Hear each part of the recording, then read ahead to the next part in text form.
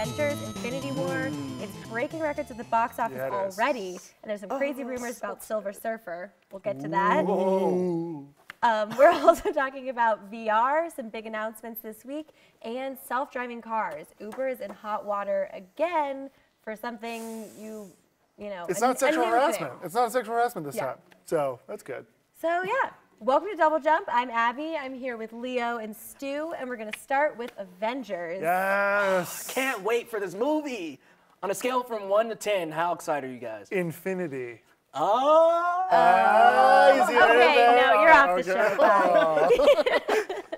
That was a quick run. It was good to be co-hosting with you guys. Okay, let's talk about Avengers. Yeah, let's do it. So it's more than a month away, but it's already broken some ticket pre-sale records. It sold more tickets in the first 24 hours of pre-sale than Black Panther. It's crazy. Wow, and that just came off the boat. I actually have a couple of specific details if you guys would like to hear some statistics. Lay it on us, please. Oh man, advance tickets were 257.6% higher than Black Panther. That's over a lot. 1,000% higher for Age of Ultron. I mean, and Age of Ultron, when it came out, was the movie. It was it. That set the bar. Yeah. And then Black Panther just re-broke all the records again. And now we've got Infinity War. Broken again. Can Marvel do any wrong at this point? Like, not at all. There is no movie that Marvel puts out that I will not pre-order a ticket. Yeah, and just saying. We were talking a little earlier, if they come out with movies for the next 40 years, I'm going to be excited for every single movie. It's not an if, it's a when. They are coming out with movies. Oh my Expect 2 to 3 every year until I expect my grandchildren to be seeing Marvel movies that are brand new. It's like... I think there is going to be a little bit of burnout. I hate to say that. But, I mean, I feel like I would be more relate to the general public. You guys, have your insider. You know everything about everything. That's true. For me, I love these movies, but not to the extent where I didn't buy a pre-sale. I probably will go see it. Yeah. But you never know. I might not make it to the theater. I don't know. What's your favorite movie, Abby? Ever? Ever. Oh You're my putting me gosh. on the spot. Yeah, do it right now. Right now? Favorite movie? First one that comes to mind. Okay, honestly, Breakfast Club. That's a pretty good one. That's like probably top 3 for me. Now, if they kept coming out with sequels of Breakfast Club for the next 10, 15 years, how would you feel down the line? I don't think that works. Yeah, I don't think that works. I don't think that. The first was just so good. But I do get why you guys are so excited. Yeah. It's been a build-up for, what, 10 years? Yeah, and this is the first time something like this has happened. I mean, a cinematic universe this large has never happened in cinema history. And honestly, it's set the bar for any cinematic universe. I mean, DC is struggling to keep up.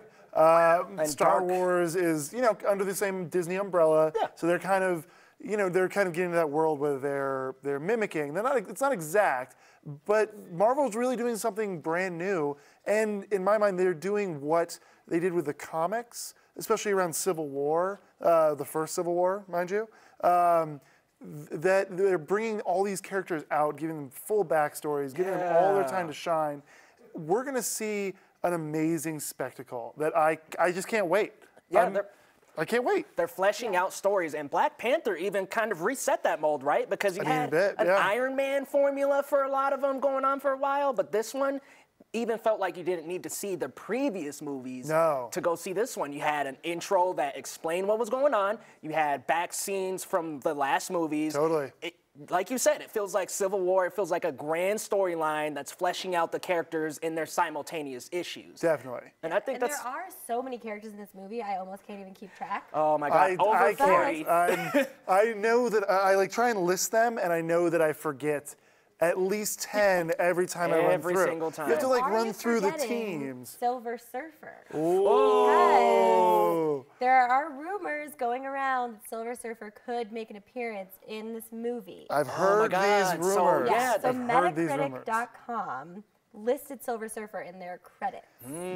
Which is kind of weird. I don't know. How did they even do that? Yeah, it's like they don't.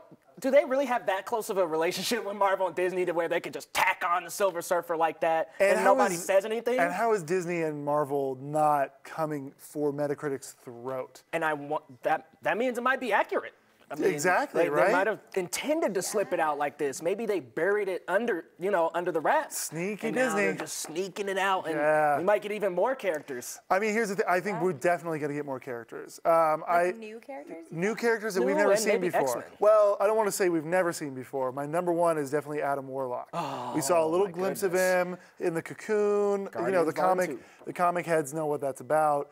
But I think Silver Surfer is going to show up at some point.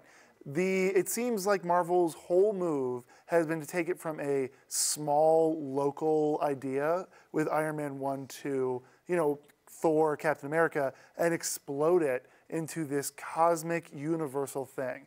And it only makes sense. They've got Guardians of the Galaxy, one of the most successful ever, and you can put almost anybody on Guardians. Iron Man's shown up. Venom's shown up on Guardians. I mean, even Thing has shown up. Kitty Pryde is Star-Lord now. Different versions of Rocket. I mean, you've got so many characters that can be interchangeable between teams that you can make separate universes. You can say, boom, here's a cosmic, here's an Earth. Totally. Just like they're doing with the shows. Yeah. The fun thing. I just wonder what's going on with this whole legal issue of can they have Silver Surfer? That's a very good question. And it begs the question, has the deal actually finalized and maybe they're not saying anything? Right. Well, we're talking about Disney and Fox, by the way. Yeah, it's good to clarify. Yeah, and the merger and whether or not Silver Surfer can even be a part of this movie. Right. So I'm going to go a little bit inside baseball here. So I don't think anybody knows this out there, but I worked in Hollywood for the last 8 years before coming to Denver. Worked as a creative executive at production companies, all that sort of stuff. So this sort of thing is not uncommon. These deals get made all the time. Production companies acquire other production companies. What makes this different is that it is Disney acquiring Fox. They're the mega corporations, the huge studios.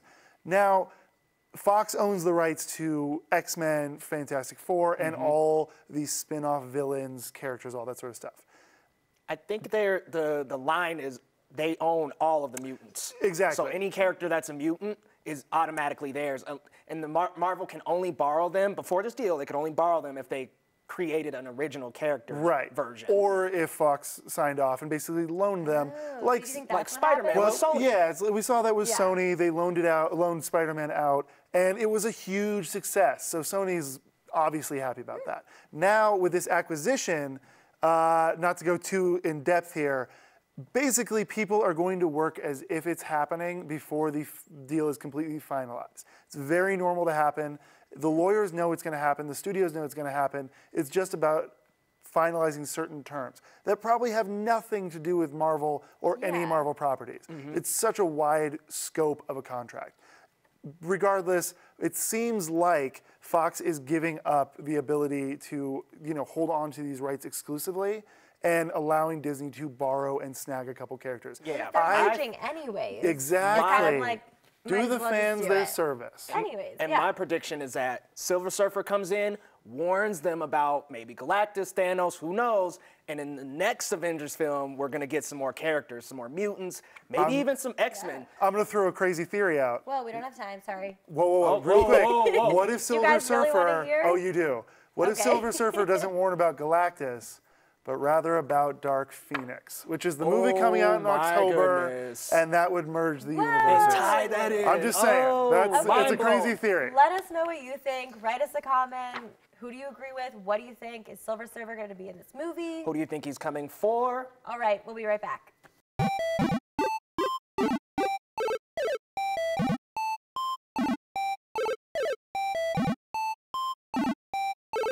Hey guys, welcome back to Double Jump. We're going to move on to talk about VR right now. Some big news dropped this week of some new headsets from Oculus and Vive. These are expected to be wireless, which hasn't been done before, so it could be a big step forward in VR. It's pretty crazy. But is it a big enough step forward?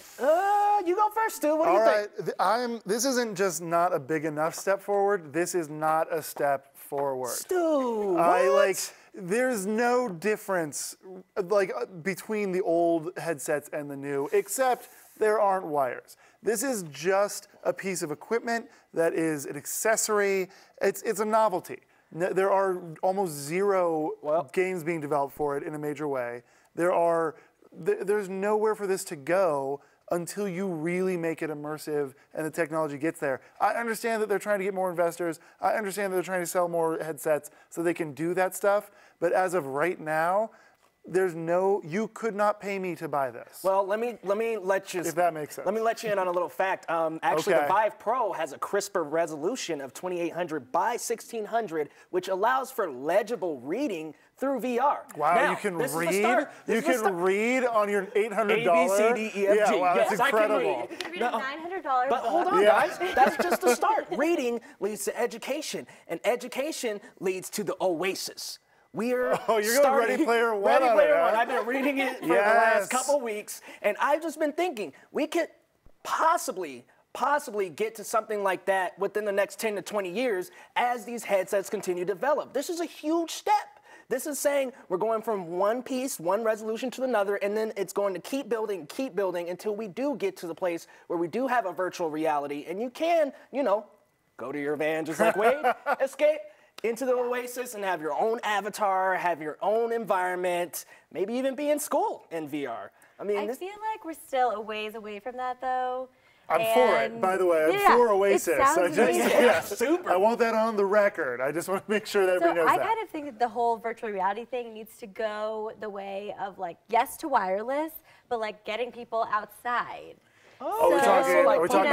Are we talking AR? Well, so, like, Pokemon Go, yes, it's not VR, but it was, like, got people outside, got people moving, and it was a game that was not just, like, sitting on the couch. I will say I had never. Okay, sorry. Hold on, Stu. Let me finish. Let me say I was trying to add. So Pokemon Go got people outside.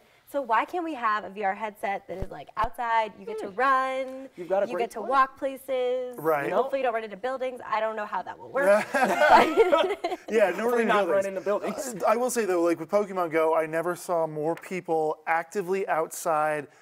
Ever. Since I was a kid. Yeah. Like there were people actually anywhere I went walking around with their phone like this. Maybe not the safest thing. The street definitely across the street.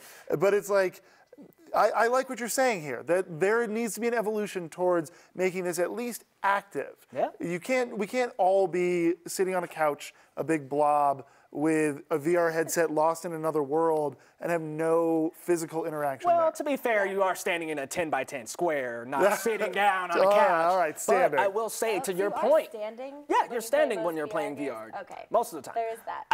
But I will say, that's actually a great point. Pokemon Go, I actually lost about 15 pounds playing Pokemon Go, going outside every day to catch some Pokemon. And the local park by my house, nobody ever goes to that park, but literally, I would go to play Pokemon Go.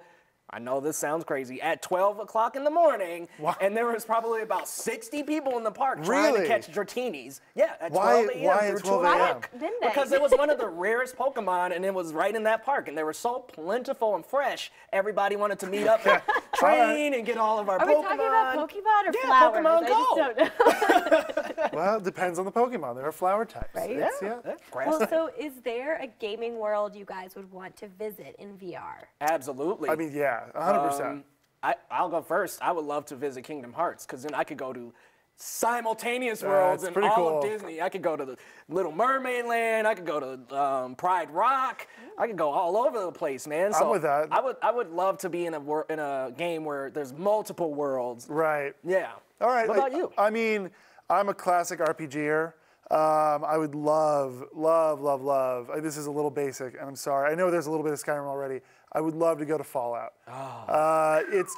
It's such a cool environment. The radiation storms, all this stuff, all the crazy, death claws, all this stuff. I'd love to be able to see that and interact with it in person. The big thing, like, it's just not there. I'm not gonna be an old man before there's even possible. But there's already a Fallout VR. But you can experience the environments in virtual reality. You can't walk. Okay, you have to guys teleport. you gotta teleport around. I do. I definitely want to hear yours, Abby. Yeah. I want to go. Have you guys played this game, Ark? Oh, yeah. With the dinosaurs. Yeah. Oh, that's a good one. That's where I would have been. Oh, Abby, that's so much better than mine. Could you imagine? Oh. Well, we can all go. Okay, all right, as long as you can take some friends. Could you imagine we're all like riding dinosaurs around? Oh my God, that'd be awesome. Oh, I want to redo my answer. Yeah, me too. Well, sorry, I took the best one. You totally did. I'm just like, screw the Heartless, I want to ride a dinosaur. Yeah. Well, let us know what VR world you want to see, and we will be right back.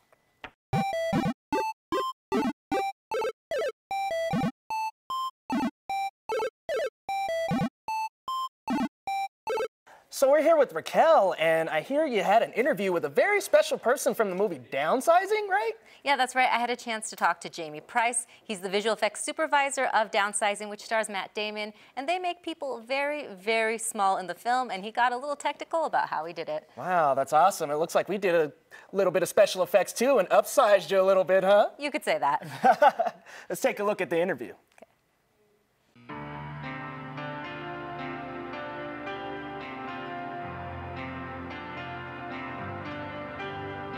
So Downsizing is a movie that takes place a few years in the future where some technology has been invented that allows you to shrink yourself down to 5 inches high. And the idea initially is that this is going to save the planet. You know, we're going to consume fewer resources, but it ends up kind of getting a capitalist twist on it when people realize, hey, if I shrink myself down, my dollar goes a lot farther. I can live in a giant house because really it's only about 6 feet across. Well, in our case, our scale was 1/14. So a 5'10" person shrinks down 1/14 and becomes 5 inches high. And that means for us, when we were making the movie, if we were shooting a small person, we had to put the camera 14 times farther away than normal to make them look small in frame. And that number gets big really fast. If the camera's 10 feet away when we're shooting the big person, that means it's 140 feet away when we're shooting the small person. So our technique was to shoot a normal person on the background, take all of those camera measurements, scale them up 14 times, and then shoot a green screen element for the person who's meant to be small. When you put those two images together side by side, you get a big person in frame and a small person in frame that look like they're talking to each other. You know, I'm tempted to say rotoscoping, and rotoscoping is a technique that's been around since the beginning of the last century, and it's essentially where you trace the outline of a subject and create a matte without having to use a green screen. What that means is you have the outline of your subject defined, then you can use that outline to take a person out of one background and put them into another. And that really gives us as filmmakers a lot of freedom, and we use that extensively on Downsizing to be able to mix the big and small characters. There's a lot of really challenging material, and you know, there's science fiction books that I read when I was a kid, Arthur C. Clarke, you know, and some of these stories have been sort of sitting in the background waiting to be made once the technology evolves, and we're getting there. So you know, I don't have a specific one, but I do think that there are so many opportunities now with the freedom that digital technology gives filmmakers to make something, adapt something that exists, or even make something new that, you know, we never would have thought of. When Star Wars came out, you know, that was a big moment for me, and I sort of realized the kind of excitement that I had for filmmaking and for that kind of work, and it was all sort of followed from that. The industry has changed a lot, and visual effects are such a big part of making movies. You know, it's really become a global industry, and you know, the great thing about that is we've been able to find artists all over the world who can contribute to visual effects, and so, you know, we just find that the creative possibilities just keep growing because of the size of the industry and the complexity.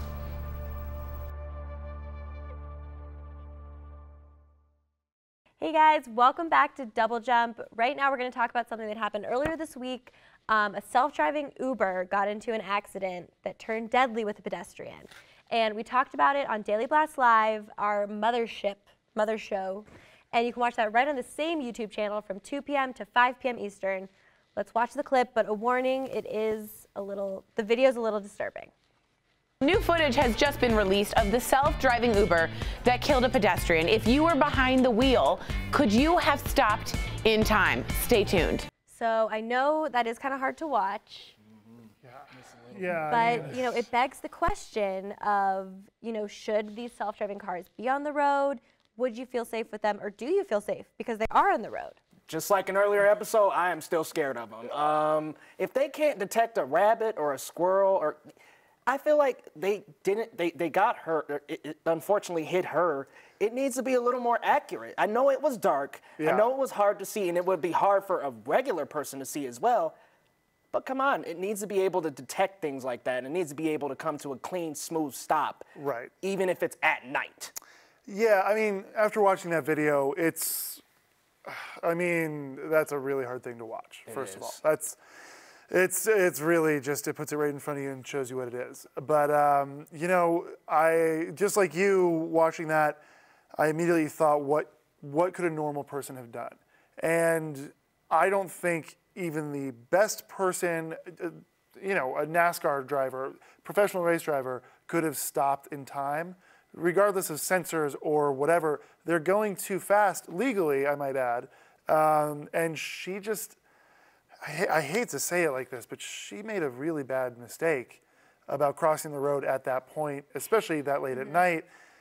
But it's, and that's, sorry, it's, you know, not really talking about it. I mean, like, to your point of, could anyone have, there is like another angle of the video that we didn't show where you can see there's a person in the self-driving Uber. Right. And you can see that person's reaction. She's obviously watching the road. I mean, she's not driving, but you can see, like, at the very last second of the video, her face is like, so she didn't see it coming either. So she did not see it. Came out of nowhere. And you know, but I feel like the artificial intelligence needs to be smarter than this. Like, you know, that's what it was made for, to be better than a person who's driving, to have better vision and peripherals.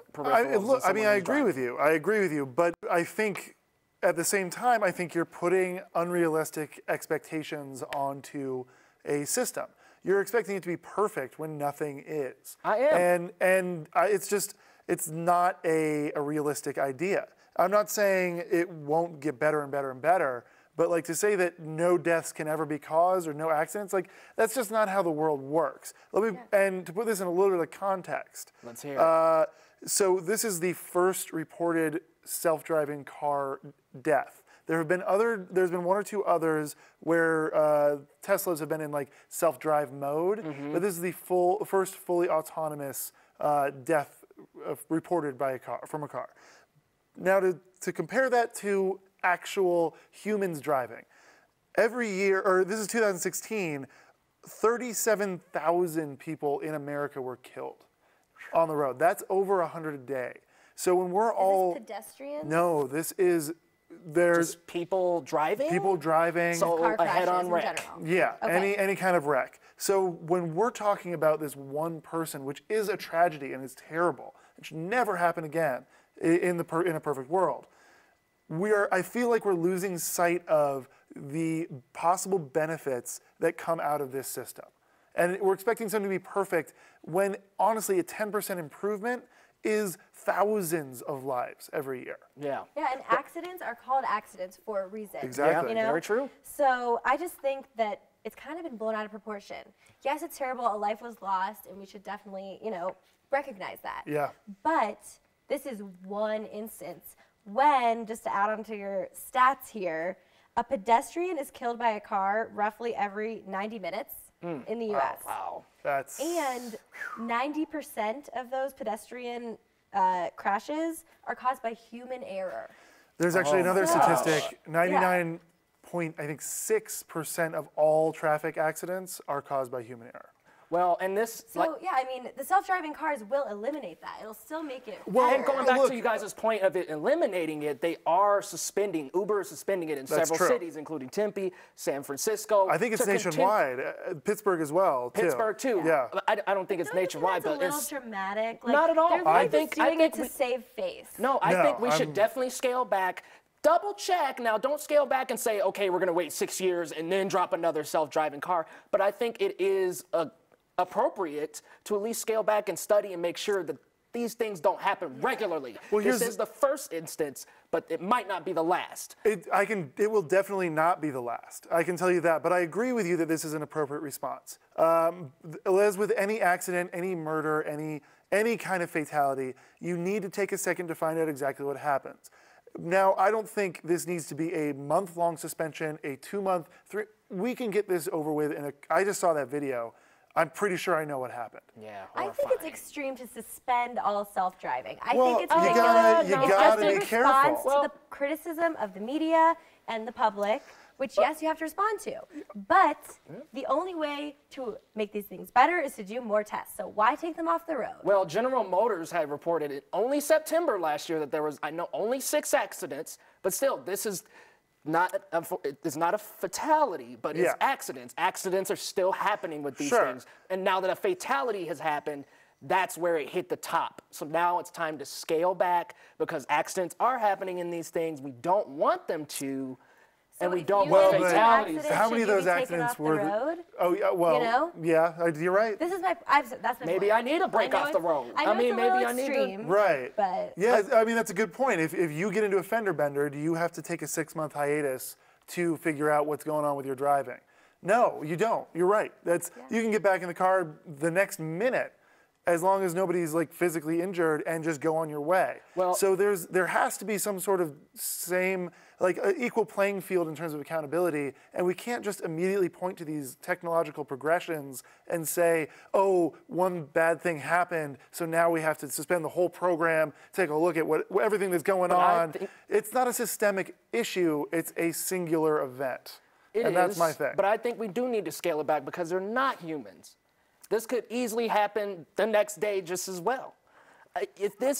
We don't want it to get to the fatalities. We don't want that to get regular. If it is only a day or two that they scale it back, that's fine. It's already regular. It's already happening every single day. I don't care about it being eliminated. I just want it to be lessened. If you can get that number from over 100 to under 100, it's already a victory. You've already done everything that a self-driving car should do. If you can drop the number of deaths by 5 a day, by 1 a day. And scaling it back will do that. No. Will help hopefully improve this AI. If you took the person off the road who committed all of these deadly pedestrian crashes every 90 minutes, if we took those people off the road, like we're taking self-driving cars off the road, we'd have a lot less traffic. That's for sure. That's a good point. We would have a lot less traffic. We should start suspending. Get them off the road. Let's go. No, but I mean, in seriousness though, I think there's been an overreaction on this one, and I think it's because it's the first. Yeah.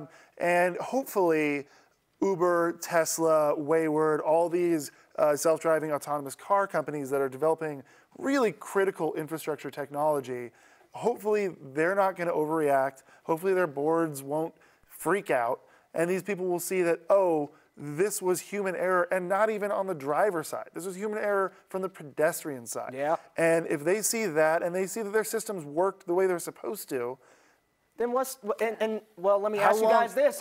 A couple of days then? A couple of days to just scale it back, make sure the AI is good, make sure it wasn't the car, make sure everything's okay, and these things don't happen as regularly. If it lasts more than They need to do an investigation. Of course, I think so. Absolutely. But scale it back a little bit, take a couple days. If this lasts more than a month, if they're suspended for more than a month, it's too long. I'd suspend them for a month, scale it back, let them tinker, let them study the car a little bit, and make sure it's okay. Don't scale it back, ramp it up. Let's get more on there so we can get more data points. Okay. I know we're all very passionate about this issue.